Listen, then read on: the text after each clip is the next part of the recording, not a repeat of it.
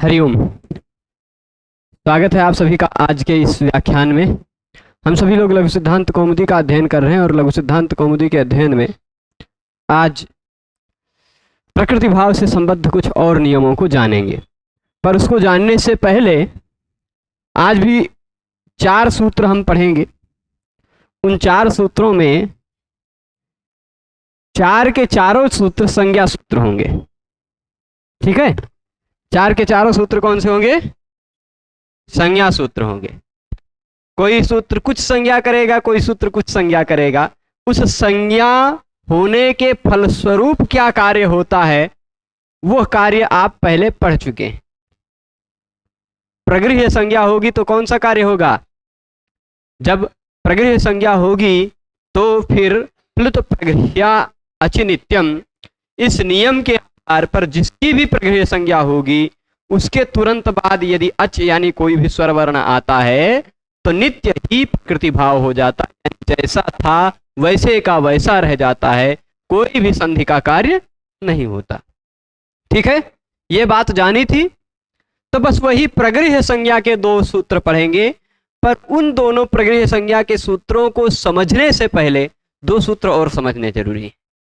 ठीक, प्रगृह्य संज्ञा का एक सूत्र आएगा आज, निपात एका जनांग। सूत्र कौन सा आएगा?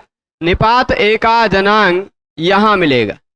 लेकिन उस निपात एका जनांग को समझने के लिए निपात क्या है ये समझना पड़ेगा।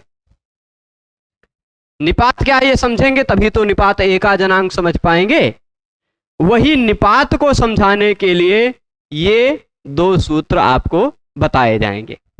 वैसे आप 1-4-56 नंबर सूत्र अष्टाध्यायी में यदि निकाल लेंगे, यानी इस चादयो सत्वे से तुरंत पहले वाला सूत्र, तो मैं एक बार दिखाया हूं आप सबको, फिर भी निकाल के देख लीजिएगा। वह सूत्र मिलेगा आपको, प्राग्रीस्वरान निपाता। बताया था ना, प्राग्रीस्वरान निपाता।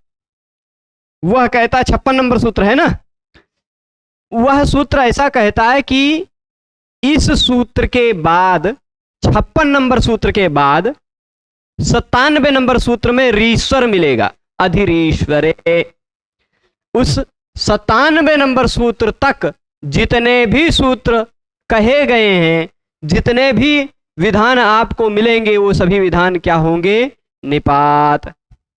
जिनका भी संग्रह किया जाएगा वो सभी निपात होंगे। ठीक है, तो अब उसी के तुरंत बाद प्राग्रीस्वरान निपाता अष्टाध्यायी में देख रहे हैं, आप देख रहे हैं। तो अब प्राग्रीस्वरान निपाता ने कहा कि इस सूत्र के बाद रीश्वर सूत्र के पहले, अधिरीश्वरे वाले रीश्वर सूत्र के पहले तक जो कुछ भी हैं वह निपात हैं। मतलब कि 56 नंबर सूत्र से 97 नंबर सूत्र तक जो कुछ भी वर्णित हैं वह सब कुछ निपात हैं, प्राग्रीस्वरान निपाता इस सूत्र के आधार पर। ठीक, अब आप बताइए, यह 57 और 58 नंबर सूत्र जो कार्य करेगा, 57 नंबर सूत्र उसी के बॉर्डर में आ रहा है 56 और उसके बाद, तो चादयो सत्वे सूत्र में निपाता की अनुवृत्ति आ जाएगी। ठीक, प्राग्रीस्वरान निपाता से निपाता की अनुवृत्ति आएगी कि नहीं? प्रादयः में इस असत्वे की भी अनुवृत्ति आएगी और निपाता की अनुवृत्ति आएगी।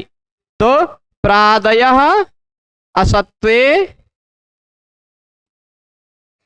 ठीक, असत्वे निपाता।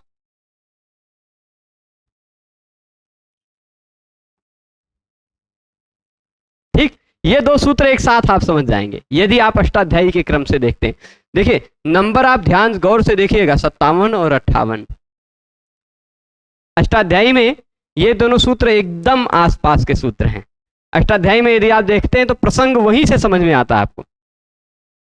तो चादयो असत्वे और प्राग्रीस्वरान निपाता से निपाता की अनुवृत्ति आ जाएगी, तो आपको पता चलेगा असत्व अर्थ में यदि च आदि हों, चादय, च आदि कौन से हैं? अब च आदि की लिस्ट आपको अलग गणपाठ में मिलेगी। वैसे ही प्र आदि कौन से हैं? वो प्र आदि की लिस्ट आपको गण पाठ में मिलेगी, कभी कभी कृपा करके दे देते हैं यही किताबिये में, वृत्तिकार, लघु सिद्धांत, कौमुदीकार। हाँ, एक बात और जो कल बताई थी मैंने, दूराधूते च वाले सूत्र में और किसी भी व्याख्याकार ने वा नहीं लिखा है। मैंने उसको खोजा, देखा भी, महाभाष्य, न्यास, काशिका और उसके ऊपर पद्मंजरी, पद्मंजरी के साथ साथ सिद्धांत कौमुदी, प्रौढ़ मनोरमा इत्यादि व्याख्याओं में देखने पर कहीं भी वाह वाली बात नहीं मिली। अब लघु सिद्धांत कौमुदीकार को कहाँ से पता वाह मिल गया, वो थोड़ा चिंतनीय है। मुझे इसका कोई मतलब कोई और अतिरिक्त प्रमाण नहीं मिला। ठीक, अष्टाध्यायी की यहाँ तक कि प्रथमावृत्ति में भी वो बातें नहीं है और व्याख्याओं में। तो वो वाह वाली बात को आप खारिज कर दीजिएगा, मतलब वहां वाह वाली बात नहीं है, ऐसा समझिएगा ज्यादातर लोगों के मत में। पर लघु सिद्धांत कौमुदीकार ने क्यों वाह कहा है, इस विषय पे मैं दो चार लोगों से, कुछ अच्छे जो हमारे लिए भी सम्मानित व्याकरण है, ऐसे लोगों से चर्चा करके फिर बताऊंगा। पर मुझे मेरी दृष्टि से वो गलत लगता है। ठीक है, पर अपनी ही दृष्टि से सब कुछ नहीं कहना चाहिए। कुछ पहले इतनी दृढ़ बात, मतलब लघु सिद्धांत कौमुदी व्याख्या कौमुदीकार को सीधे गलत कह देना, अपने ही आधार पर कहना थोड़ा उचित नहीं होता। तो कुछ वरिष्ठ लोगों से चर्चा करके उस बारे में और बात करेंगे। ठीक, पर फिलहाल यहां आप देखिएगा, चादय धन असत्वे, इस चादयो सत्वे को तोड़ेंगे तो दो निकलेगा। एक तो निकलेगा चादय, दूसरा असत्वे। ठीक, यही दो निकलेगा ना। ये अतोरुप्लुतादप्लुते से रू को उ हो जाएगा, फिर उ को गुण होकर एंगा पदांतादति से पूर्व रूप होगा। ये तीन नियम लगेंगे, वो सब जब विसर्ग संधि प्रकरण में पढ़ेंगे तो उसको और विस्तार से समझाएंगे। ठीक है, पर अभी सामान्यतः चादय असत्वे निपाता, यही इतना पूरा सूत्र निकल के आया। ऊपर से निपाता की अनुवृत्ति आ गई, तो असत्व अर्थ में यदि च आदि आते हो तो उनको निपात कहा जाता है। निपात संज्ञा है, उनकी निपात संज्ञा है। अब निपात संज्ञा का क्या फायदा हुआ, अभी आ गया, समझ में आएगा आपको। संज्ञा है, समझना आपको दो शब्द है, चादयः कौन कौन से हैं और असत्व क्या होता है, यही दो समझ जाएं तो आप पूरा सूत्र समझ जाएंगे। चादयः कौन कौन से हैं, तो च आदि आकृति गण है। च आदि कैसा है, आकृति गण है, जिसमें कितने शब्द हैं यह निश्चित नहीं होता। आकृति गण मतलब गण दो प्रकार के होते हैं, मैंने बताया था आपको, तो जब उपसर्गा क्रिया योगे बता रहा था, गण दो प्रकार के होते हैं, एक सामान्य गण होता है और एक आकृति गण होता है। तो आकृति गण क्या होता है, सामान्य गण मतलब जिसमें उस गण में कितने सदस्य हैं, उस गण में कितने शब्द हैं, यह संख्या सुनिश्चित हो। जैसे प्रादय, प्र आदि कितने हैं, तो सुनिश्चित संख्या है 22। ठीक, ऐसे भी बहुत सारे गण हैं जहां पर संख्या एकदम स्पष्ट सुनिश्चित रहेगी। पर कुछ कुछ गण ऐसे होते हैं जहां संख्या सुनिश्चित नहीं होती, शिष्ट प्रयोग के आधार पर। शिष्ट प्रयोग के आधार पर, ऐसे नहीं कि आप अपनी मर्जी से कोई शब्द ले आओ और कह दो कि ये च आदि में है, ऐसा नहीं। हमारे ऋषियों ने, महर्षियों ने या साहित्य में किसी ने कहीं प्रयोग किया है ऐसा कोई शब्द, यदि च आदि में जो गुण दिखाई पड़ता है वैसे ही गुण वाला दिखाई पड़े, तो आप समझ लीजिए च आदि में भले ही वो लिस्ट में ना हो, फिर भी उसको च आदि में आप मान लीजिए। ठीक, ये होता है आकृति गण की विशेषता। आकृति गण की विशेषता क्या होती है, फिर से ध्यान से सुन लीजिएगा। जैसे लिख तो दिया जाएगा कुछ शब्दों को, जैसे हाँ, यहां मैं आपको अंतर्जाल से कनेक्ट करके फिर अभी आपको च आदि गण को दिखा दूंगा यदि, तो च आदि क्या होते हैं, लेकिन यहां शायद गणपाठ आए कि ना आए, देख लेते हैं, प्रयास करते हैं, प्रयते में ही देख लीजिएगा। यहां आपको गण लिखा हुआ मिल जाएगा, इधर गणपाठ में चले जाएंगे, गणपाठ में प्रकट हो जाए, थोड़ा सा समय लेगा। तो च आदि शब्द कितने हैं, वह शब्द लिखकर दिखने को मिल जाएगा, च व अह ह नूनम इत्यादि बहुत सारे शब्द मिलेंगे उसमें, पर वो कितने हैं ये स्पष्ट सुनिश्चित नहीं होगा। प्रकट हो जाओ प्रभु, दर्शन दे दो। अभी दर्शन देंगे। तो च इत्यादि यदि असत्व अर्थ में है, तब तक हम असत्व अर्थ मतलब समझते। देखिए लेखनी है दिख रही है आपको, इसकी कोई सत्ता है ना। अब लेखनी एक शब्द है, उसका अर्थ जो है ये, इसकी कोई सत्ता है, यानी यह लेखनी शब्द जो है वह सत्व वचन है ना। पर अगर हम कहें च, तो च का मतलब क्या है? च का मतलब क्या है? च का मतलब और भी हो सकता है। च का मतलब समुच्चय, अन्वाचय, इतरेतर और अन्य बहुत कुछ होते हैं। पर वो कोई पदार्थ है क्या? वो कोई वस्तु है क्या? जिसकी सत्ता हो ऐसी वस्तु सत्व वचन कहलाती है। जिसकी सत्ता हो ऐसी वस्तु को जो बताता है वह शब्द सत्व वचन कहलाता है। जैसे लेखनी शब्द बता रहा है इसको, संगणक शब्द बता रहा है उसको, है ना, और पुस्तिका शब्द बता रहा है हमारे जेब में रहने वाली इस डायरी को। ठीक, तो ऐसे शब्द जो हैं वो सत्व वचन है। क्या है? सत्व वचन है। अच्छा, एक धन शब्द है, धन, उसका भी सत्व है, ये रहा, कुछ सत्ता है ना। पर अगर कह दिया जाए ह, तो वो क्या है? कौन सा पदार्थ है? कौन सी वस्तु है? उसकी कोई वास्तविक भौतिक सत्ता आपको नहीं मिलेगी। भौतिक सत्ता आपको कोई नहीं मिलेगी, है ना। तो जो जिनकी संख्या और लिंग, सामान्यतः ऐसा कहा गया, जिनकी संख्या और लिंग सुनिश्चित हो वो होते हैं सत्व वचन द्रव्य। जैसे अब कह दिया धनम, तो धनम मतलब ये एक है, एक है, नपुंसक लिंग भी मिल जा रहा है उसमें और एक वचन भी मिल जा रहा है। लिंग और संख्या जिसमें दिखाई पड़ती हो वो होते हैं सत्व वचन, और जिनमें लिंग और संख्या न दिखाई पड़ती हो, देखिए चादयो सत्वे च आदि दिखाई पड़ गए ना। चादयो सत्वे, थोड़ा सा जूम करके दिखाते हैं हम आपको, देखिए, है ना। गण पाठ में तीसरा ही गण यही है। इससे पहले खाली दो ही गण बताए गए हैं। कौन से? इससे पहले दो गण हैं प्रभु, दोनों गण, एक तो स्वरादि निपातम अव्ययम, स्वर आदि शब्द, और फिर एक सर्वादीनि सर्वनामानि। तो सर्व इत्यादि में जितने शब्द है ना, यहां नहीं लिखा है सर्व इत्यादि कैसा गण है, वो नहीं लिखा है। पर स्वर आदि गण कौन सा है? आकृति गण है, यहां लिखा हुआ है ना। और उसी तरह च आदि भी आकृति गण है, यहां लिखा हुआ है ना।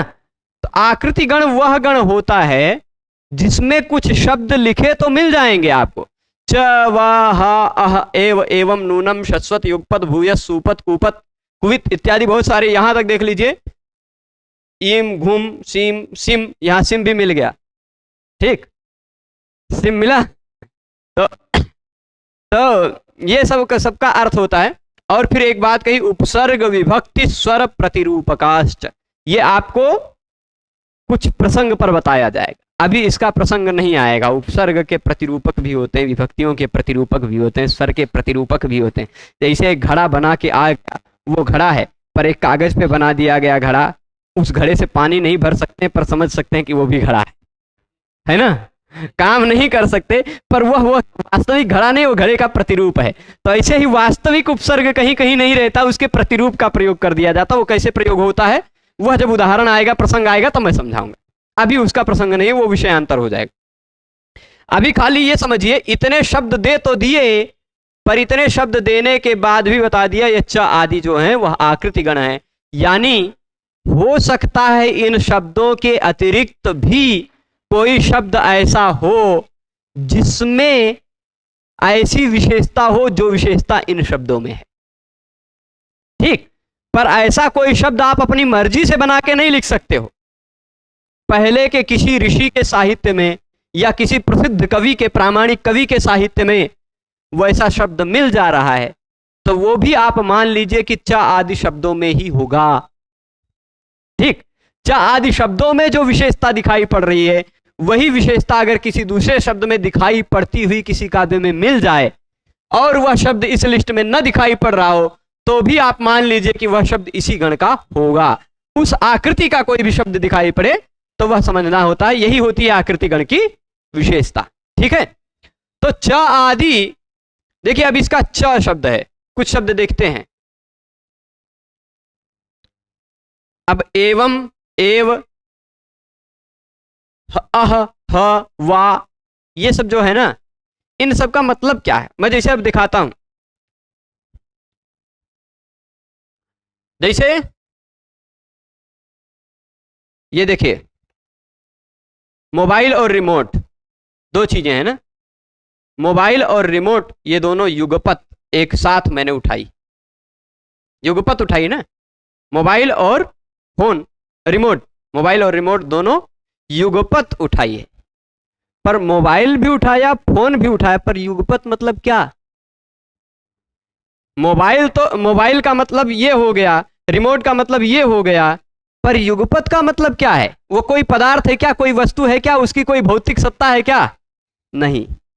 तो जिसकी भौतिक सत्ता नहीं होती उसी को कहा जाता है असत्व वचन। देखिए, मोबाइल की सत्ता है भौतिक, रिमोट की सत्ता है भौतिक, पर मोबाइल और रिमोट, इसमें और क्या है? एक साथ उठाया, साथ क्या है? साथ की कोई सत्ता है, कोई भौतिक स्वरूप है, कोई पदार्थ है? नहीं। यही होता है असत्व वचन। तो ऐसे च आदि शब्द जिनका अर्थ कोई वास्तविक भौतिक सत्ता ना हो अपितु बौद्धिक कोई अर्थ हो, बौद्धिक कोई अर्थ हो, बुद्धि में उसके अर्थ की सत्ता हो पर भौतिक सत्ता उसकी ना हो। जैसे एक साथ का मतलब क्या होता है वो आप बुद्धि से समझ सकते हैं, पर उसको आंखों से देख नहीं सकते या क्या है ऐसा बता नहीं सकते, है ना, उसकी कोई आकृति नहीं होती, उसका कोई भौतिक स्वरूप नहीं होता, है ना। तो ऐसे जो होते हैं शब्द जिनका कोई भौतिक स्वरूप नहीं होता, जिनमें कोई लिंग नहीं होता, और शब्द का कौन सा लिंग? युगपत शब्द का कौन सा लिंग? युगपत मतलब कितने हैं? 4-6 युगपत होते हैं क्या?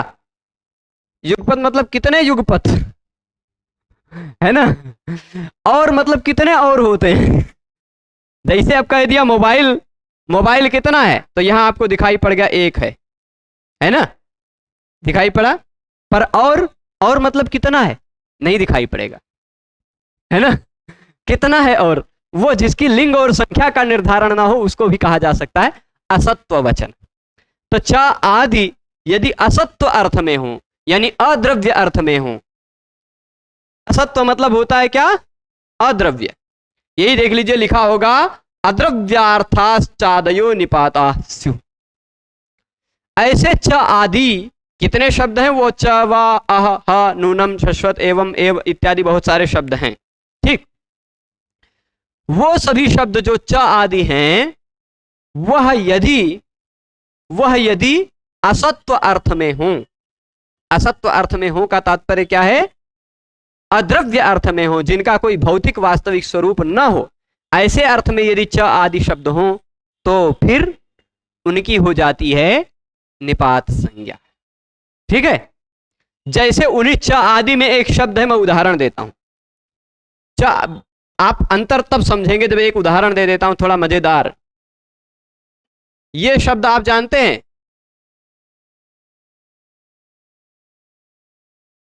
ठीक है, पशु एक शब्द है। इसका मतलब क्या होता है? इसका मतलब यदि जानवर है या जंतु है कोई, जो जिसका जो जीवधारी है, तो वो तो कोई द्रव्य हो गया, कोई पदार्थ हो गया। जैसे पशु का मतलब भैंस ले लिया तो भैंस तो कोई द्रव्य है ना, कोई भौतिक अस्तित्व है ना। पशु का मतलब गाय ले लिया तो उसका कोई भौतिक अस्तित्व है ना। ऐसा यदि अर्थ लेने जाएंगे पशु शब्द का तो वह निपात नहीं हो पाएगा। परंतु च आदि में एक पशु शब्द भी है, उस पशु शब्द का अर्थ होता है, क्या अर्थ होता है? सम्यक। पशु शब्द का, अरे भाई आप तो बहुत बड़े पशु हो, अरे बहुत बहुत पशु किया आपने है ना। पशु कृतम त्वया, सम्यक कृतम त्वया को की जगह आप कह दीजिए पशु तम तो वह जो पशु है ना, वह पशु, यदि उसका अर्थ होता है बहुत अच्छा, पशु शब्द का अर्थ बहुत अच्छा, सम्यक, ये भी होता है, तो वो तो कोई गाय भैंस या कोई जानवर नहीं जिसका कोई भौतिक स्वरूप हो। बहुत अच्छा का मतलब क्या होता है, कैसा भौतिक स्वरूप? तो उस पशु शब्द का अर्थ यदि सम्यक है तो सम्यक कोई द्रव्य नहीं होता, सम्यक कोई द्रव्य थोड़े ना है। तो यह असत्ववाची अर्थ में, असत्व अर्थ में, कैसे अर्थ में है? यह असत्व अर्थ में है। ऐसे ही च आदि शब्दों में कोई भी शब्द यदि असत्व अर्थ में आ जाए तो वह निपात कहलाएगा, निपात कहलाएगा। अब ये पशु क्या है? एक निपात है। जो भी निपात होता है उसकी स्वरादि निपातम अव्ययम, इस नियम के आधार पर सभी निपातों की अव्यय संज्ञा हो जाती है। तो ये पशु एक निपात भी है, अव्यय भी है, यानी इसका किसी भी विभक्ति में रूप नहीं बनेगा, पशु ही रहेगा। अगर वह द्रव्य अर्थ वाला है तो पशु, तो वह क्या रहेगा? पशु रहेगा प्रथमा एक वचन में। पर अगर निपात वाला है, उसका कोई द्रव्य अर्थ नहीं है, तो वह रहेगा पशु। पशु कृतम ऐसा मत कहिएगा आप, पशु कृता, पशु कृतम है ना। भोजनम बहु पशु अस्ति ऐसे कहिए आप, भोजन भोजन बहुत अच्छा है, ऐसा मत कहिए। भोजनम बहु पशु अस्ति, पशु। अब पशु मत कहिएगा, नहीं तो पशु कहेंगे तो गड़बड़ हो जाएगा। ठीक, पशु का मतलब सम्यक, स्पष्ट है। तो ये क्या हो जाएगा? ये निपात है। तो च आदि शब्दों में जो कोई भी है जिसका अर्थ कोई अद्रव्य है यानी असत्व है, तो वह क्या कहलाएगा? निपात कहा जाएगा। ठीक है, निपात संज्ञा का फल होता है अव्यय करना। जिसकी भी निपात संज्ञा होती है उसके वह अव्यय बन जाता है स्वरादि निपातम अव्ययम, इस नियम के आधार पर। ठीक है, अब चलिए ठीक है, चादयो सत्वे सूत्र समझ गए होंगे आप। उसी के तुरंत बाद वाला सूत्र भी उसी तरह का सूत्र है, प्रादयः। ठीक, एतेपि तथा, ये भी वैसे ही होते हैं। ये प्रादय मतलब ये भी मतलब कौन? प्रा आदि भी। तथा मतलब वैसे ही होते हैं, वैसे ही होते हैं मतलब कैसे होते हैं भाई? असत्व अर्थ में हो तो निपात होते हैं। ठीक, असत्व अर्थ में हो तो निपात होते, यानी प्रा का अर्थ अगर कोई सत्व आ गया, कोई सत्ता आ गई, तब तो भाई वह निपात नहीं रहेगा। पर प्रा का अर्थ असत्व रहेगा, अद्रव्य रहेगा, तो वह प्रा आदि भी निपात है। ठीक है, प्र हो गया, परा हो गया, अप हो गया, सम हो गया, अनु, ये प्र आदि प्रपरा अप सम अनु निर्दुष दुर्भी आंगनी अधि अपि अति सुउद अभि प्रतिपरि उप, ये जो 22 हैं, ये 22 यहाँ इसकी संख्या सुनिश्चित है। प्र आदि जो हैं ये आकृति गण नहीं है, इनकी संख्या सुनिश्चित है, ये उतने रहेंगे 22 है। उनमें से आप कोई एक्स्ट्रा शब्द ला के कह दे कि ये भी प्र की तरह है, हम प्रू एक शब्द लाते हैं वो जोड़ देंगे, प्रू प्रा की तरह, तो वो नहीं जोड़ पाएंगे। ठीक, किसी ने कहीं पर प्रयोग भी किया हो, ठीक है, तो वो आप च आदि में जोड़ सकते हैं, प्रा आदि में तो नहीं जोड़ सकते। ठीक है, स्पष्ट है, यदि किसी ने प्रयोग किया होगा तभी। तो प्रादय का भी मतलब समझ ही गए होंगे। प्रा आदि जो 22 हैं, जिनको आप पहले समझ चुके हैं कि क्रिया का योग होने पर वो उपसर्ग कहे जाते हैं, क्रिया से जुड़े रहेंगे तभी उपसर्ग कहे जाएंगे, अन्यथा उनको उपसर्ग नहीं कहा जा सकता। क्रिया से नहीं जुड़े हुए हैं, अकेले पड़े हुए हैं और उनका अर्थ अद्रव्य है, यानी कोई द्रव्य नहीं है उनका अर्थ, तो फिर वे निपात हैं। ठीक, तो प्र आदि भी निपात हैं और च आदि भी निपात हैं। दो प्रकार के निपात मिल गए आपको, प्र आदि और च आदि।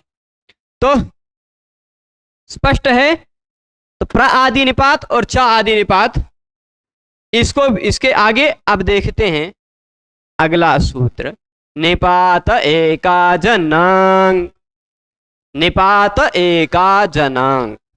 ठीक है, इस सूत्र को समझने के लिए, ये दोनों समझा आपने प्रसंग से, प्रागरी स्वरान निपाता से निपाता निकाल कर देखकर तब आपने इसको समझा। अब निपात एका जनांग समझते हैं। एकोज निपात आंग वर्जः प्रगृह्य स्यात्। अच्छा, इसको समझना है तो तोड़ डालते, इसको तोड़ डालें। निपात का तो मतलब समझ ही रहे हैं आप, एकाच अनांग, यही एकाजनांग शब्द में ये दो शब्द छिपे हुए हैं, एकाच अनांग। ठीक है, दिख रहा है, एकाच धन अनांग जोड़ेंगे तो च को झलाम जशोंते, इस नियम के आधार पर च के स्थान पे ज हो जाएगा, तो एकाजनांग हो जाएगा, च के जगह पे क्या होकर ज, तो निपात एकाजनांग। अब एकाच निपात, यहां जो निपात लिखा वह है निपातः, विसर्ग का लोप हो गया है। विसर्ग का लोप मतलब पहले विसर्ग से पहले की स्थिति में जो रू था, रू का या हुआ था, या का लोप हुआ है लोपा शाकल्य से नियम के आधार पर। वो जब भो भगो अघो पूर्वज से योशी और लोपा शाकल्य से पढ़ेंगे तब समझेंगे। ठीक है, एकाच निपातः अनांग। अब यहां पर एक शब्द आपको देखना पड़ेगा, 11 नंबर सूत्र से उसकी अनुवृत्ति आएगी, प्रगृह्यम की अनुवृत्ति आ रही थी, ईदुदे द्विवचनम, वो द्विवचनम था तो प्रगृह्यम है, ये निपाता है तो प्रगृह्य हो जाएगा, है ना, ये निपाता है, इसीलिए यहां देखिए प्रगृह्य कहा, स्पष्ट है। वो क्या था, द्विवचनम, ईदुदेत द्विवचनम, ई उ ए जिसके अंत में हो ऐसा द्विवचन पद, प्रगृह्यम द्विवचनम था इसलिए प्रगृह्यम। यहां क्या है, निपातः, तो निपातः क्या हो जाएगा, प्रगृह्य। ठीक, तो एकाच निपातः प्रगृह्य, अनांग निपातः प्रगृह्य। एकाच का मतलब क्या होता है, एक अच हो जिसमें वह, एक अच हो जिसमें वह निपात। ठीक, जैसे अब आप बताइए च, इस च एक निपात है कि नहीं, च व इत्यादि में ही मैं कुछ लिस्ट दे रहा हूं, एक अच है कि नहीं इस च में, भले दो वर्ण हैं, च भी है अ भी है, पर अ एक है ना, एक ही अच है, एक अच वाला है, निपात भी है, इसलिए इसकी प्रगृह्य संज्ञा भी हो सकती है। च के बाद कौन सा शब्द था, वा, वा भी एक ही अच है इसमें, वो और आ एक ही है ना, एक अच वाला है, निपात भी है, इसलिए इसकी भी प्रगृह्य संज्ञा हो सकती है, हो सकती है ना। और फिर उसके बाद ये बताइए तीसरा, हम थोड़ा सा, निपात तो है लेकिन इसमें एक अच नहीं है, अ ह अ, तीन वर्ण हैं जो कि दो अच हो जाएगा, तो ये निपात तो है पर दो अच वाला है, इसलिए इसकी प्रगृह्य संज्ञा नहीं होगी। अच्छा, अब एक और बात, प्र आदि में भी ले लेते हैं, प्र हो जाएगी प्रगृह्य संज्ञा, परा नहीं हो पाएगी, अप नहीं हो पाएगी, सम हो जाएगी, पर सम की प्रगृह्य संज्ञा करने का कोई लाभ नहीं मिलेगा क्योंकि उसके तुरंत बाद कोई अच मिलेगा ही नहीं। अच मिलेगा तो प्रकृति भाव करना, फिर उसके बाद अनु नहीं होगा, अव नहीं होगा। ठीक है, ऐसे ही देखते जाएंगे तो एक उपसर्ग मिलेगा आपको,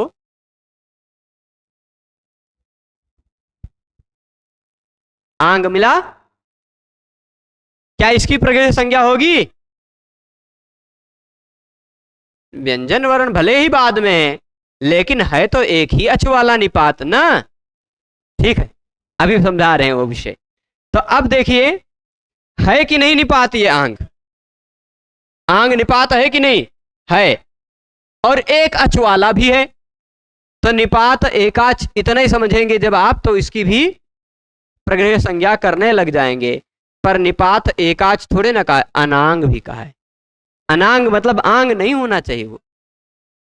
ठीक, आंग को छोड़कर, खाली आंग को छोड़ दिया, आंग को छोड़कर जितने भी निपात दिखाई पड़े, किसको छोड़कर, आंग को छोड़कर जितने भी निपात दिखाई पड़े, यदि उसमें एक स्वर वर्ण है तो उसकी प्रगृह्य संज्ञा हो सकती है।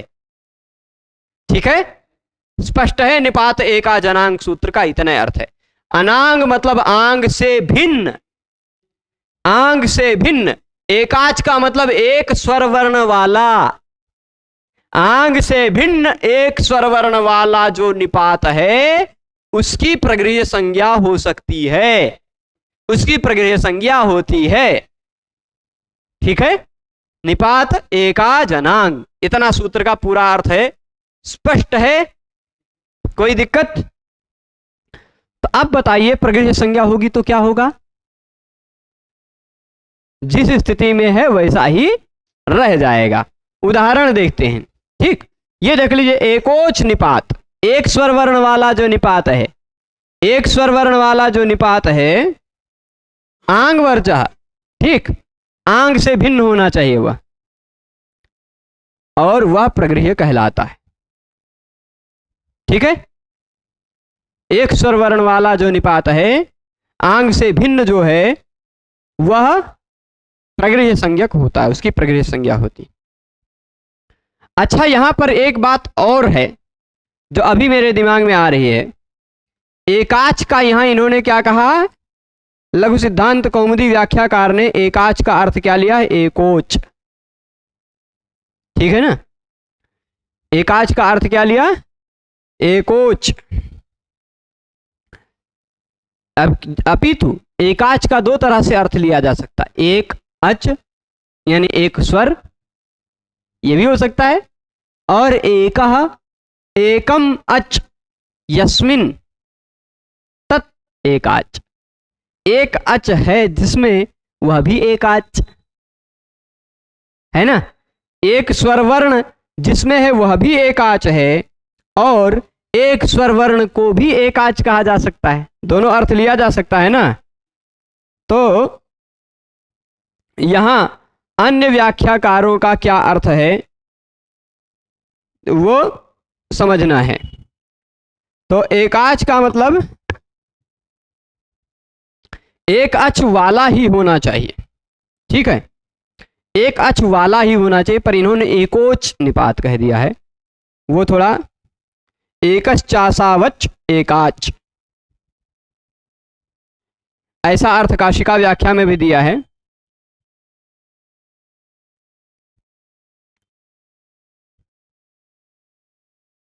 तो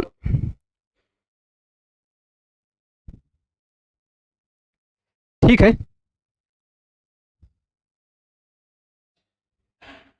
एकोच निपात, तो ये एकोच का तात्पर्य ज्यादातर व्याख्याकारों ने एकोच ही लिया है, यानी एक अच जिसमें हो या नहीं, ऐसा निपात जो एक अच हो। ठीक, जो एक अच हो, यही अर्थ ज्यादातर व्याख्याकारों ने लिया है। एक एकाजिति बहुव्रीहिर्वा स्यात् कर्मधारयो वा, ऐसा न्यास व्याख्या में पक्ष उठाते हैं कि एकाच शब्द ये बहुव्रीहि हो या कर्मधारय हो। तो यदि बहुव्रीहि होगा तो एक अच जिसमें है वह भी च, इसमें एक अच है ना, वा इसमें एक अच है ना, इसका भी ग्रहण होगा, च वा ह इत्यादि का भी ग्रहण होगा, एक अच जिसमें है। तो इसलिए एकोच वाला अर्थ ज्यादा सही लेगा। ठीक, तो कर्मधारय वाला अर्थ ज्यादा सही रहेगा। तो प्रा इत्यादि की प्रगृह्य संज्ञा नहीं होगी, अपितु ऐसे निपात की ही प्रगृह्य संज्ञा होगी जो एक स्वर हो, जो एक स्वर हो। ठीक, हाँ, च आदि में संधि क्यों की होती, ये थोड़ा सा चिंतनीय है ज्यादा, है ना। तो इसलिए ऐसा निपात जो केवल एक स्वर हो, एकाच। ठीक, अब एक अच वाला निपातों में एक देख लीजिए, ये मिल जाएगा ई उ, एक आंग भी है, यहां गा की संज्ञा होकर बचता आ ही है, तो एक ही अच वाला निपात है, एक ही अच है वह, सुनाई तो एक ही अच पड़ता है ना, तो एक अच वाला ये निपात है, एक अच भी है और निपात भी है, इसलिए इसकी भी प्रगृह्य संज्ञा हो सकती थी, पर इन्होंने कहा अनांग, आंग से भिन्न की होनी चाहिए। पर मान लीजिए एक आंग है, ठीक, और एक च इत्यादियों में आ भी है, च आदि में एक आ भी है, तो अब आंग और आ में अंतर कैसे समझेंगे आप?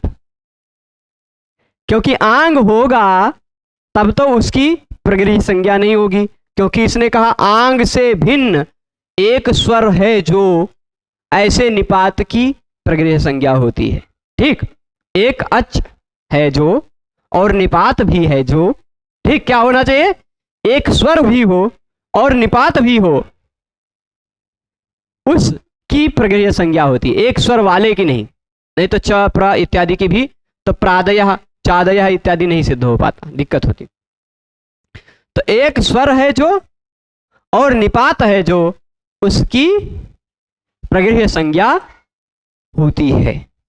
अब जैसे ई है, ई क्या है? एक स्वर भी है और इस ई का अर्थ द्रव्य नहीं है कोई, इसलिए चादयो सत्वे इस सूत्र से इसकी हो जाएगी निपात संज्ञा। ठीक, अब क्या अर्थ है वो तो व्याख्या में देखना पड़ेगा, मैंने देखा नहीं है। पर ई इंद्र, ई का मतलब होता है शायद ही कह सकते हैं, निश्चित नहीं कह सकते हैं। यहां इन्होंने कोई अर्थ दिया है, 9 नंबर पे देख लेंगे, अभी देख लेंगे। ठीक, देख लेते हैं।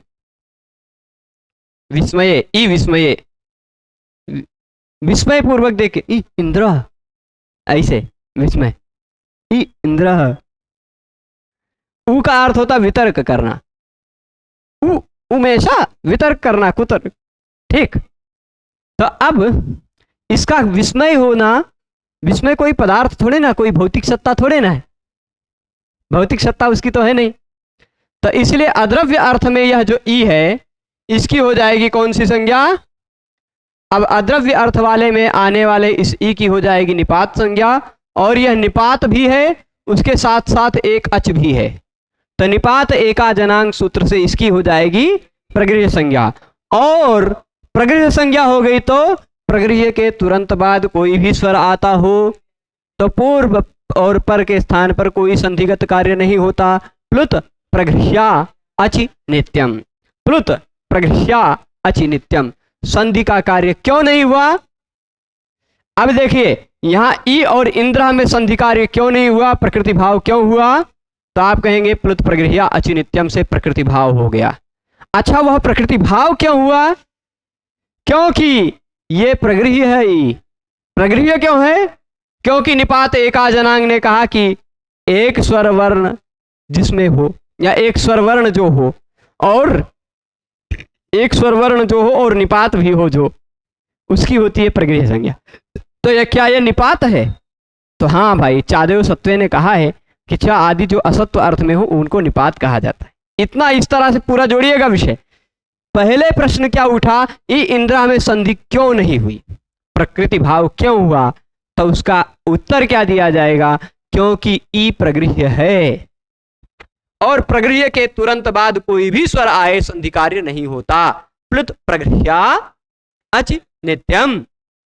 अच्छा, तो ये प्रगृह्य है, ऐसा कैसे पता चला आपको? तो कहे निपात एका जनांग से पता चला। निपात एका जनांग क्या कहता है?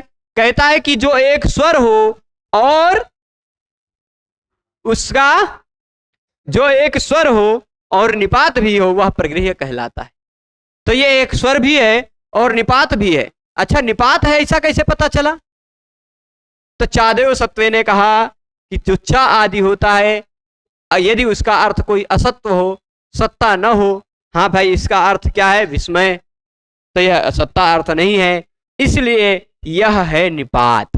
तो चादेव सत्वे से इसकी हुई निपात संज्ञा, और निपात एका जनांग से इसकी हुई प्रगृह्य संज्ञा, और प्रगृह्य संज्ञा होने के कारण प्लुत प्रगृह्या अचि नित्यम से हो गया प्रकृति भाव, कोई संधि कार्य नहीं हुआ। उसी तरह उ धन उमेशा, उ धन उमेशा जोड़ेंगे तो उ उमेशा ही रह जाएगा, संधि कार्य नहीं होगी। ये नहीं तो करने लग जाते आप तो उमेशा बनाते, उमेशा उमेशा। ठीक, इंद्र करते ना, पर नहीं होगा वह। क्यों नहीं होगा? क्योंकि इसका कोई अर्थ, कोई द्रव्य नहीं। ठीक है, स्पष्ट है। इंद्र उमेश। अब एक बात मैंने अभी बताई, एक बात बताई मैंने आपको, वह ध्यान देनी है। वो बात ऐसी है कि भाई एक आंग भी होता है और एक आ भी होता है। आंग भी होता है और आ भी होता है। इसमें अनांग कहा है, अना नहीं कहा है। आंग से भिन्न होना चाहिए, एक स्वर होना चाहिए और निपात होना चाहिए। ठीक, तो भाई चलिए मान लीजिए आंग है और आ भी है। आंग में भी बचता है आ, आगच्छति, सुनते हैं ना, आगच्छति है ना, आयाति है ना। तो यहां सब जगह आंग है, आंग है, आंग है ना। सुनाई तो खाली आ ही पड़ता है, और आ जोड़ेंगे तो भी आ ही सुनाई पड़ेगा। तो कैसे पता चले कि कौन सा आ है, कौन सा आंग है? कैसे पता चलेगा कौन सा आ है और कौन सा आंग है? इसका अंतर समझने के लिए एक श्लोक है, वह श्लोक मैं यहां लिखता हूं, उस श्लोक को समझ लीजिएगा। ठीक, इस एक श्लोक है, यहां मैं लिख देता हूं, करिया अक्षर से लिखते हैं,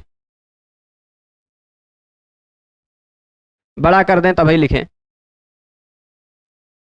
बहुत ज्यादा ऊपर चले गए। ये लिखा है कहीं? हो सकता है दिया हो आपके पुस्तक में, पर जिनके पास पुस्तक ना हो उनके लिए यूट्यूब के लिए यहां लिख ही देते हैं। ईषदर्थे क्रियायोगे। ठीक, ईषदर्थे क्रियायोगे, ये अर्धे, अर्धे मत समझिएगा, अर्थे है। और फिर उसके बाद क्या है? मर्यादाभिविधौ चयः। यह आप श्लोक अगर ध्यान रखते हैं, कोई पूछ लिया कि आ और आंग में भेद क्या है, आ और आंग में अंतर क्या है, तो वह आप बता पाएंगे इस श्लोक के आधार पर। ठीक, मैं तोड़ के लिख रहा हूं इस लाइन को। ठीक, इस लाइन को, तीसरी लाइन को तोड़ कर लिख रहा हूं, पर आप इसको जोड़ कर लिखिएगा। एतम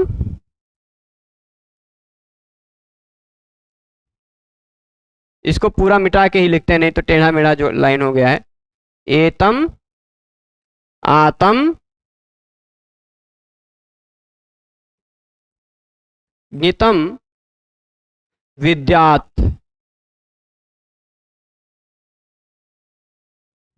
ठीक, वाक्य स्मरणयोरंगित। क्या है? वाक्य स्मरणयो, वाक्य स्मरणयोरंगित, ये समझेंगे आप। ईषद अर्थ है, आ का कई अर्थ होता है। देखिए, आ जो दिखाई पड़ता है वह कभी कभी आंग होता है, आ जो दिखाई पड़ता है वह कभी कभी खाली खाल आ होता है ना, केवल आ ही होता है। और कभी कभी केवल वो जो आ है वह आ नहीं होता, आंग होता है ना, आ बचा रहता है उसमें। तो अब कैसे जाने कौन सा आ है कौन सा आंग है? क्या है पद्धति उसको जानने की? तो कहते हैं कि भाई ईषद अर्थ में, ईषद, ईषद मतलब होता है कम, अल्प। ठीक, ईषद अर्थ में मतलब कम अर्थ में। उदाहरण भी मैं देता जाऊंगा, पर अभी सबका दूंगा। ईषद अर्थ में, क्रिया के योग में, मर्यादा अर्थ में, अभिविधि अर्थ में, इन चार अर्थों में जो आ है, एतम आतम, इस आ को, एतम मतलब इस, आतम मतलब आ को, इस आ को गीत समझिए आप। गीत समझिए मतलब वह आ नहीं, वह आंग है। किन चार अर्थों में? ईषद अर्थ में, क्रिया के योग में, मर्यादा अर्थ में और अभिविधि अर्थ में। चारों का उदाहरण दूंगा। पर बाकी दो अर्थ है, एक वाक्य अर्थ में और एक स्मरण अर्थ में जो आ है वह अंगित है। अंगित है मतलब उसमें ग की संज्ञा नहीं हुई, वह शुद्ध रूप से आ ही है, आंग नहीं है वह। ठीक, जैसे यहां एक पे जोड़ के मैं लिखता हूं ईषद अर्थ का, ईषद अर्थ में जो है जैसे आ और उष्ण, आधन उष्ण, आ का जो यहां जो आ है ना वह सच में आंग है। कैसे पता चला? क्योंकि आ का मतलब होता है कम, आधन उष्ण मतलब थोड़ा कम, थोड़ा गर्म। कुछ लोग कहते हैं ना कि पानी गुनगुना करना, गुनगुना करना मतलब ओष्ण करना, ओष्ण। ठीक, तो यहां आ मतलब ईषद, ईषद का मतलब थोड़ा, ठीक, थोड़ा गर्म। ठीक, तो यहां जो आ है वह ईषद अर्थ में है, थोड़े अर्थ में है, तो यह आ नहीं है, यह आंग है। ठीक, ये क्या है? आंग है। यानी निपात एका जनांग से इसकी प्रगृह्य संज्ञा नहीं होगी, क्योंकि आंग से भिन्न की ही प्रगृह्य संज्ञा हो सकती है, तो इसकी प्रगृह्य संज्ञा नहीं होगी। प्रगृह्य संज्ञा नहीं होगी तो आ और उ को जोड़कर आप ओष्णम बना सकते हैं। ठीक है, अब इसके बाद एक उदाहरण क्रिया के योग में, वो मैंने बता दिया है। जैसे देख लीजिए,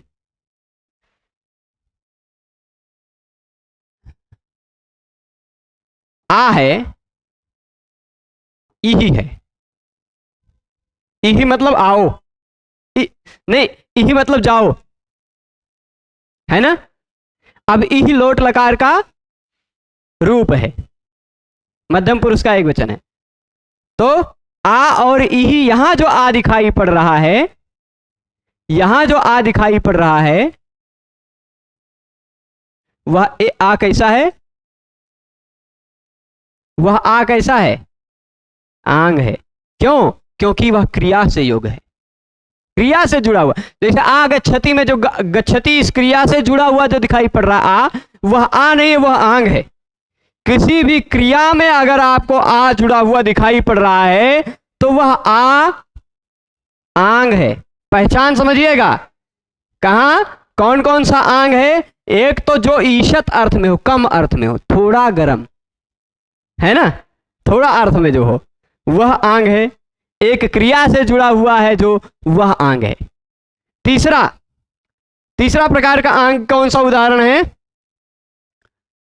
जैसे मर्यादा और अभिविधि, इन दोनों में भी आंग मर्यादा विविध्यो, आंग मर्यादा विविध्यो एक ऐसा नियम है।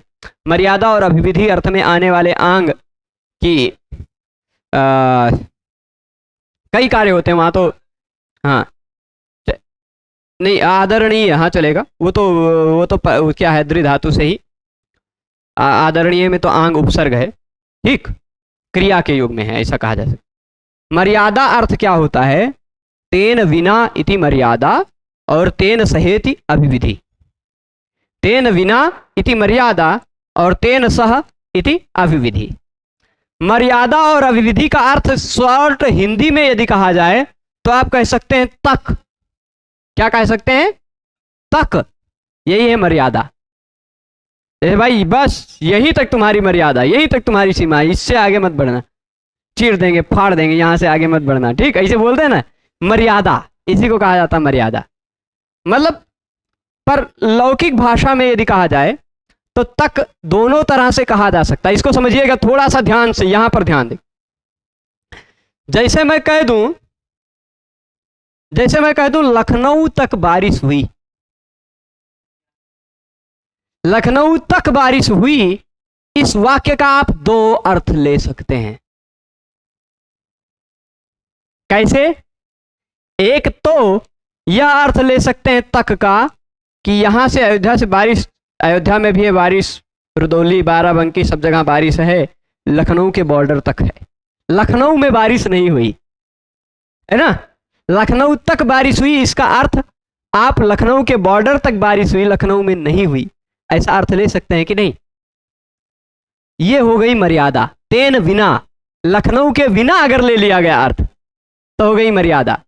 पर लखनऊ तक बारिश हुई, इसी का आप अर्थ दूसरा ले सकते हैं कि लखनऊ में भी बरसा, है ना, लखनऊ के उस पार वाले बॉर्डर तक बरसा, ये भी तो अर्थ लिया जा सकता है ना, है कि नहीं?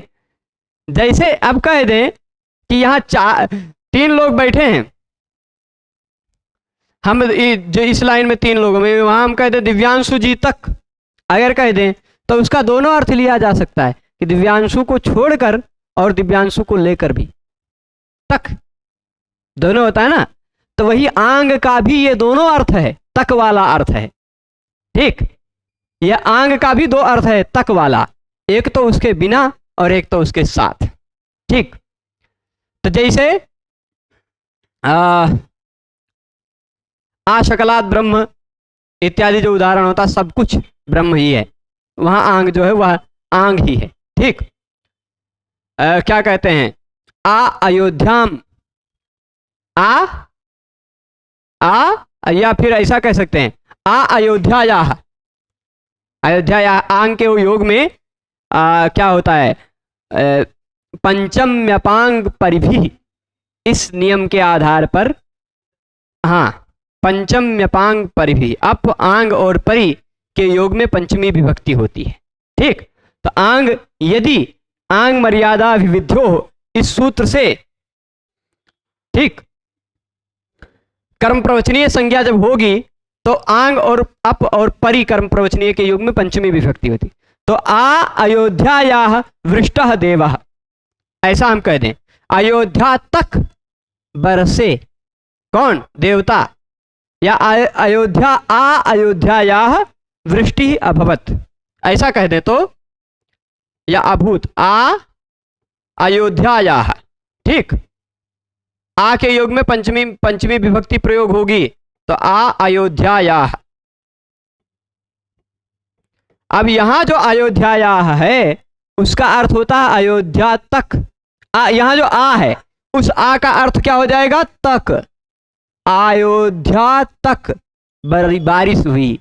तो यहां जो तक है इसका अर्थ मर्यादा भी आप ले सकते हैं, मतलब अयोध्या छोड़ के बारिश हुई, अयोध्या के बॉर्डर तक, या अयोध्या में भी बारिश हुई, अयोध्या तक बारिश हुई, इसका अर्थ ले लें, दोनों ले सकते हैं ना। तो यह या तो मर्यादा अर्थ में या तो अभिविधि अर्थ में है। तो मर्यादा अर्थ में भी आ गित होता है, वह आ नहीं होता, आंग ही होता है। अभिविधि अर्थ में भी आ नहीं होता, वह आंग ही होता है।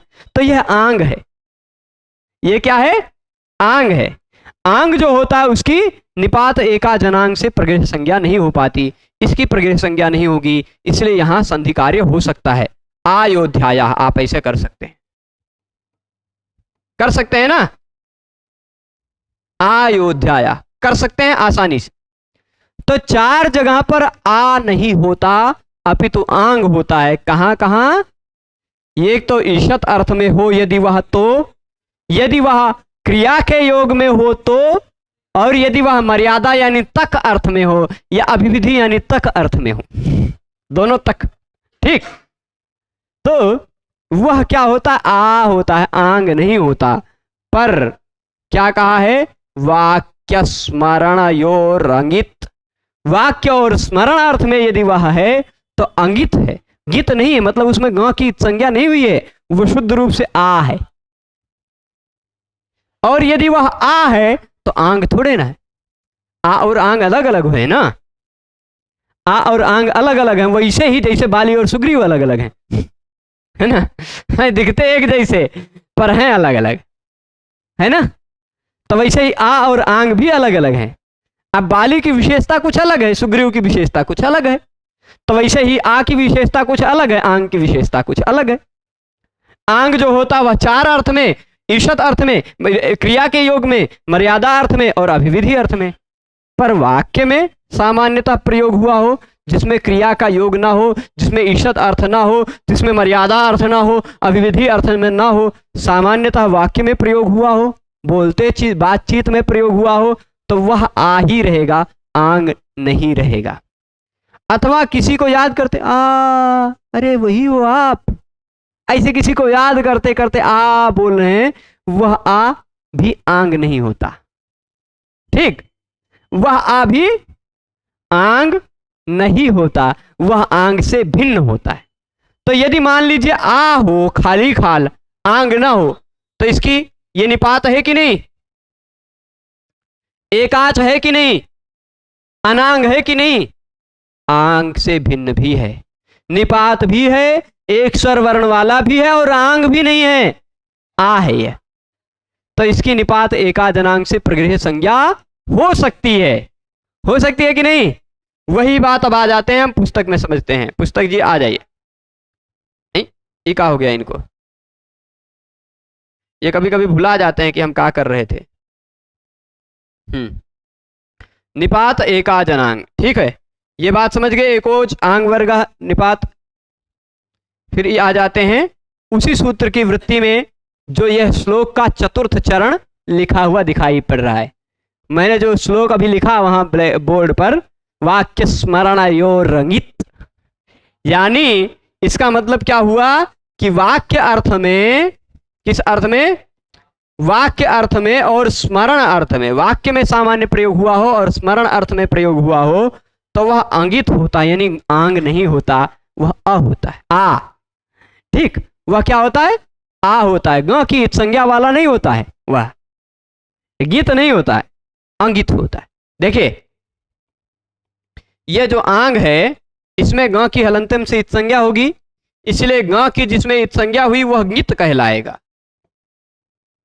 पर जो खाली खाल आ है इसमें ग की इत संज्ञा नहीं हुई, तो यह गीत नहीं है, यह अंगित है। क्या है, यानी आ है, अंगित का मतलब क्या, आ। ठीक है, तो अब जैसे देख लीजिए वाक्य का एक उदाहरण दे रहे हैं, आ एवं नु मन्य से, आ एवं किल तत्, ये दो उदाहरण वाक्य और स्मरण का दो उदाहरण दे रहे हैं। वाक्य का मतलब दो लोग बातचीत कर रहे थे, अच्छा तुम ऐसा मानते हो, अच्छा तुम ऐसा मानते हो, ऐसे कह दिए। तो यहां अच्छा के अर्थ में आ एवं नु मन्य से है ना, तो वहां जो आ है वह क्या है, वह आंग नहीं हो सकता, क्योंकि यहां जो आ है उस आ का अर्थ ना तो ईशत है, वह आ ना तो क्रिया के योग में है, उस आ का अर्थ ना तो तक है, तक थोड़े ना उसका अर्थ, तो मर्यादा भी अर्थ नहीं है, अभिविधि भी नहीं है, और क्रिया के योग में भी नहीं है, ईशत अर्थ में भी नहीं है, यह शुद्ध रूप से आ है, यह आंग नहीं है।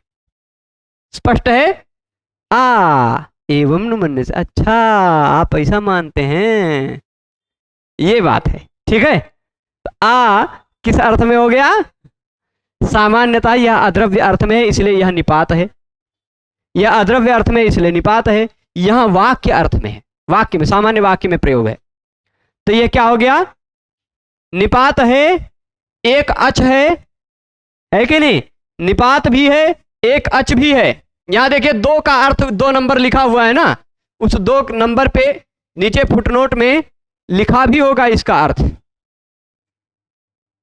2 का मतलब क्या लिखा है, इदम वाक्यस्य उदाहरणम अवश्यमेव त्वम एवं उक्त प्रकारेण मनस्य। तो आ का मतलब अच्छा अवश्य ही आप ऐसा मानते हैं का, ठीक।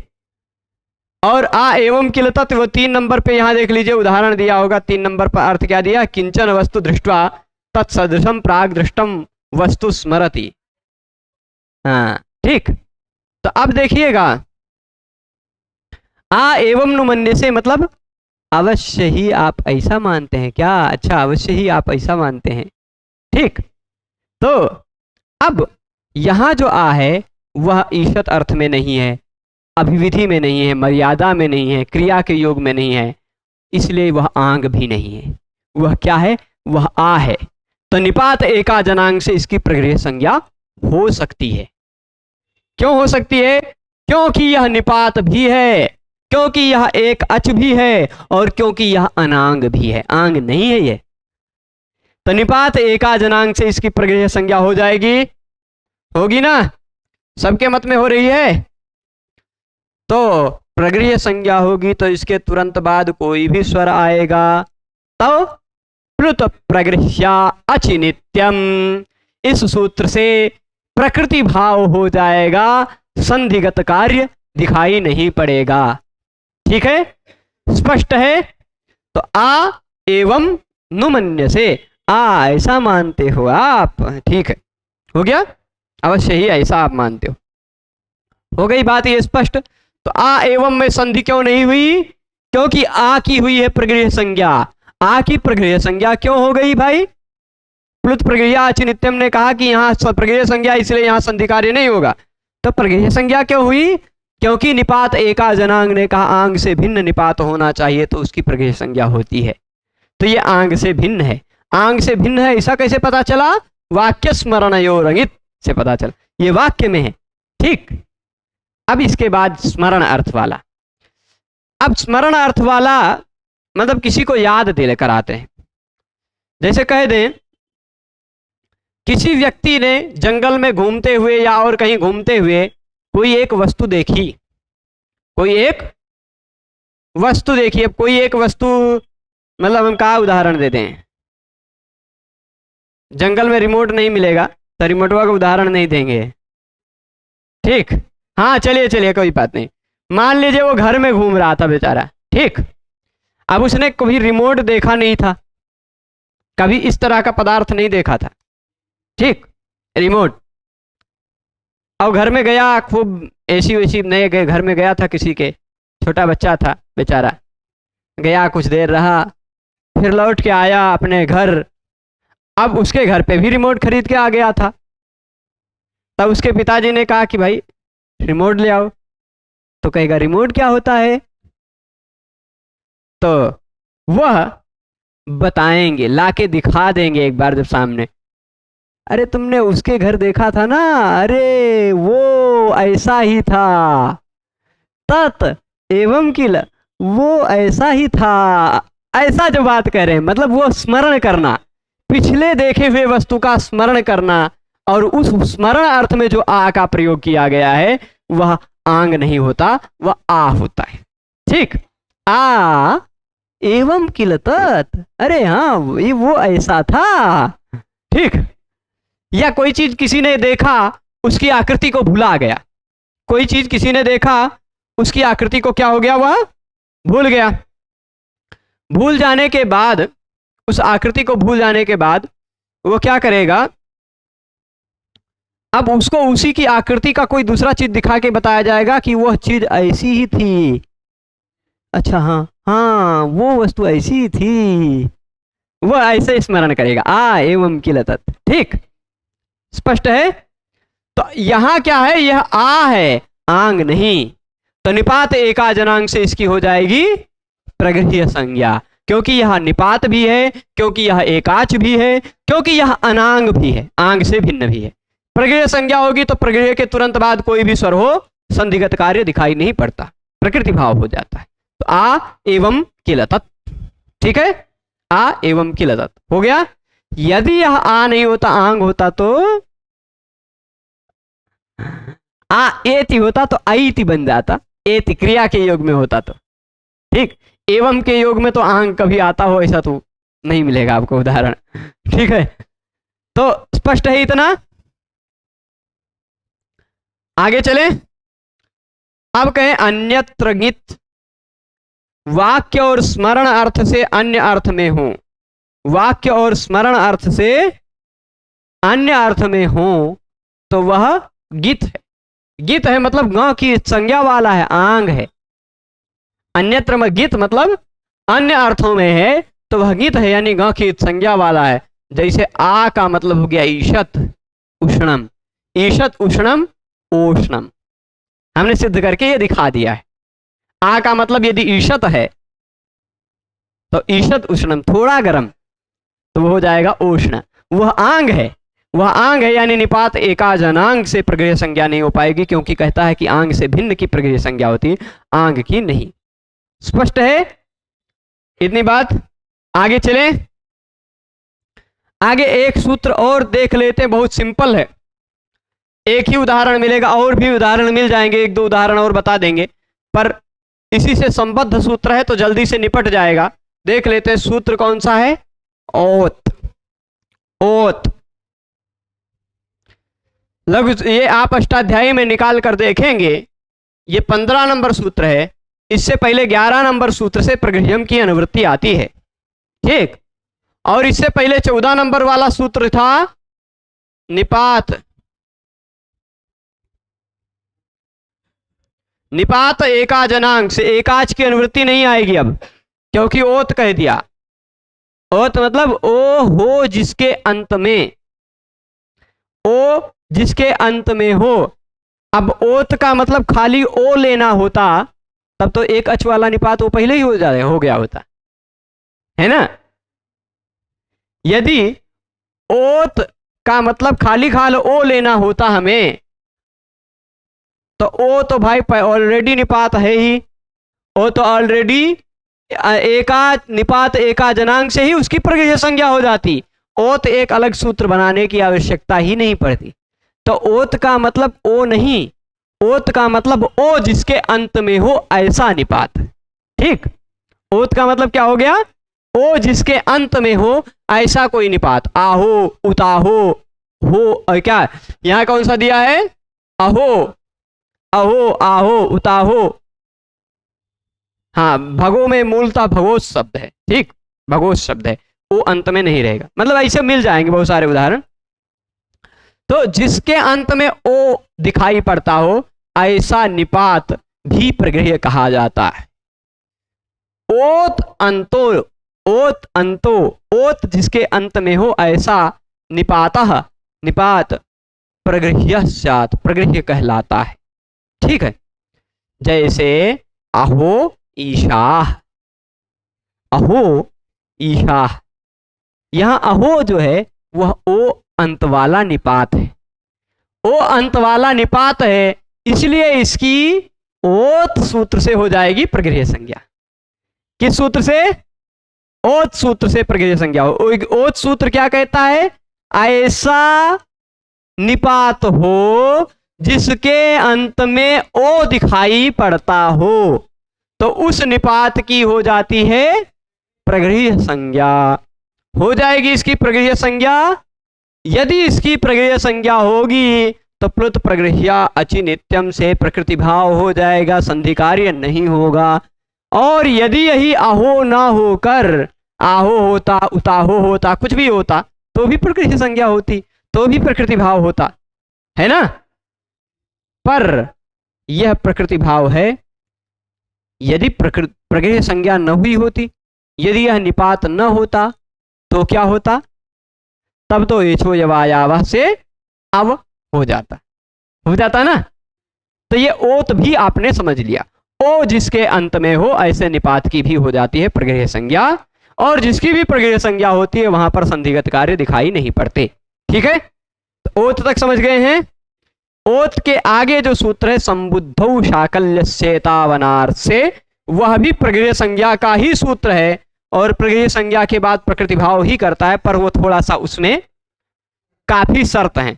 संबुद्धि होना चाहिए, संबोधन, संबुद्धि मतलब संबोधन का एक वचन होना चाहिए, उसके अंत में ओ होना चाहिए, ठीक। संबोधन का एक वचन हो वह शब्द, उसके अंत में ए ओ हो, और उसके तुरंत बाद इति शब्द का प्रयोग हुआ हो, ठीक। और वह वैदिक साहित्य ना हो, ऐसी कई बातें बताएंगे। तो इसलिए वो सब बातें जो है वह कल के व्याख्यान में समझे तो ही ज्यादा अच्छा रहेगा। आज यहां तक समझ लीजिए, यहां तक जो लोग भी पढ़ते हैं वो लोग मूल पारायण किया करें और प्रयास करें। भी आप सब बालक की आयु में हैं, आप सब याद कर सकते हैं तो याद कर लें, बहुत अच्छा रहेगा। उपस्थिति बहुत अच्छी आवश्यक होती है। यदि याद है आपकी बुद्धि में, सीधे आप कह दें कि आंग है कि आ है, तो आप बोलेंगे जब वाक्य स्मरण रंगित, तो फिर वहां समझेगा कि हाँ ये समझे हुए हैं, ठीक है। तो सभी लोग जुड़े रहे इस व्याख्यान में, उसके लिए सभी को बहुत बहुत धन्यवाद। आप सबसे पुनः मिलेंगे कल। नमो नमः।